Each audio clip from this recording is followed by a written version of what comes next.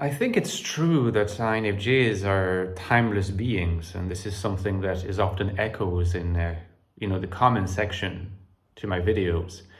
By this, of course, I don't mean to say that INFJs are literally timeless. INFJs, like all other human beings, like other beings, are born, they live, and they die. But they're timeless in the sense that they feel themselves as kind of beings outside of time.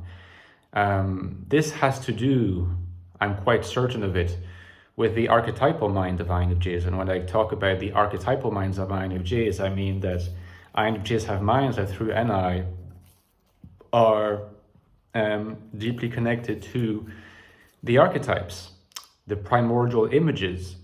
Through FE, they have a tendency to articulate this in universal terms, which is something that INTJs don't quite do in the same way. So universal and archetypal are really two traits that characterize the INFJ mind and characterize the phenomenology of INFJs, how INFJs experience being in the world as timeless. Timeless as being outside of time. The archetypes, in fact, are not timeless. Archetypes, this is a great innovation of Jung over the likes of Kant, for example, which people often pass by, they don't pick that up, is that for Kant, right, the categories of the understanding, so the particular forms through which we experience reality are literally timeless, they're abstract, right, they're formal, they're purely formal. They're not living. Whereas for Jung, the archetypes are actually living entities. They just evolve extremely slowly, and so slowly, in fact, that they come across as timeless. But they are, in fact, active and very, very glacially, slowly evolving repositories of knowledge that has been aggregated and sedimented over vast, vast stretches of times and epochs, right? That contributes to the INFJ sense of timelessness in a strong way. It contributes to their sense of alienation too, because the NI world, which is that archetypal world, is just the world that is inhabited by the archetypes and therefore colored by the particular phenomenology of the archetypes. Whereas the external world, well, it evolves much more quickly. It is not timeless. It's very clearly not timeless. It's much more directly perceived as dynamic and feels like it's mortal in that sense. And INFJ alienation is going to be partly a result of the discordance between the particular existential modes that are involved in being in an external reality and the existential modes that are going to be involved in being in the NI world. This is what I have called severance as a concept in my recent book, The Infinite Soul, okay?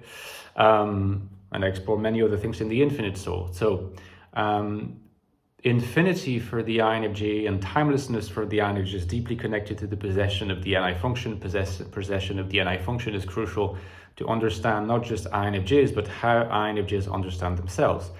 One point that I want to make, which might be surprising, but actually intimately connected with the perceived timelessness of INFJ life in the NI world, is what's often called the INFJ ability to predict the future.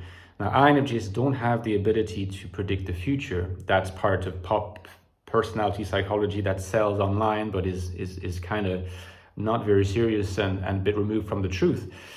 It's more so that INFJs are particularly sensitive to the directions that the present is taking towards, it's leaping into the future from a basis in the past. This is connected to, again, their archetypal minds, but it's also as an outgrowth of this archetypal makeup, if you like, of their phenomenology.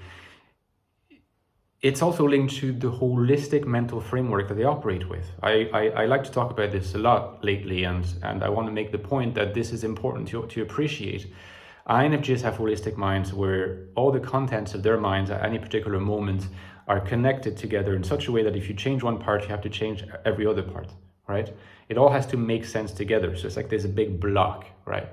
Which means that they have a very consistent set of parts to their NI vision, but at the same time it's difficult to update, which can explain sometimes their visionary stubbornness and things like that. But it also explains that they're sensitive to changes, perceived imminent changes in the present.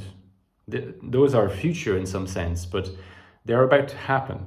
The thing is, the INFJ senses, perceives that this is going to require an update of their mental framework.